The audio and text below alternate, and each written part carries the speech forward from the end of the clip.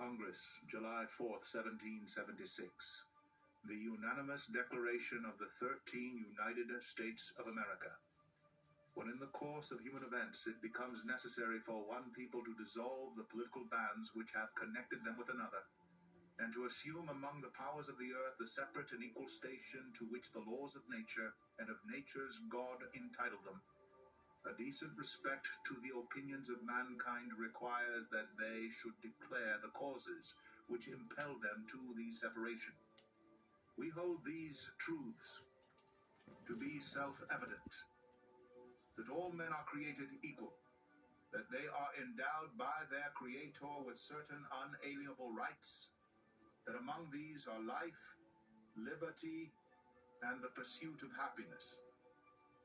That to secure these rights, governments are instituted among men, deriving their just powers from the consent of the governed.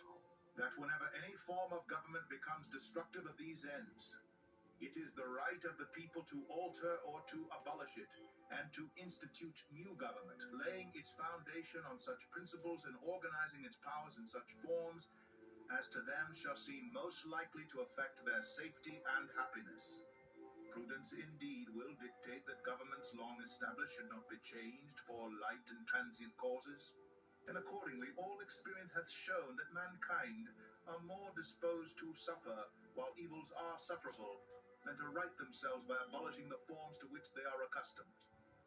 But when a long train of abuses and usurpations pursuing invariably the same object evinces a design to reduce them under absolute despotism, it is their right, it is their duty to throw off such government and to provide new guards for their future security.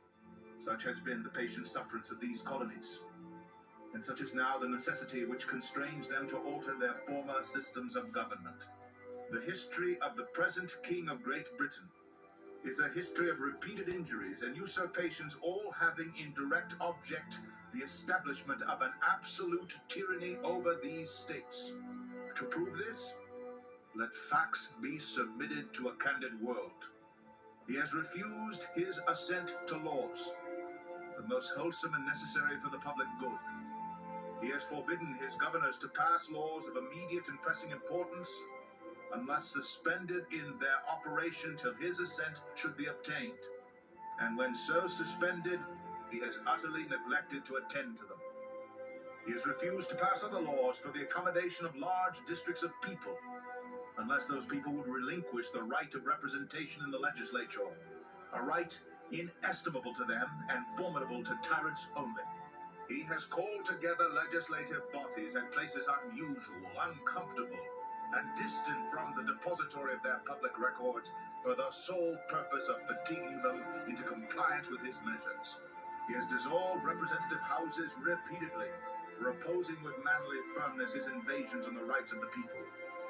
He has refused for a long time after such dissolutions to cause others to be elected, whereby the legislative powers, incapable of annihilation, have returned to the people at large for their exercise, the state remaining in the meantime exposed to all the dangers of invasion from without and convulsions within.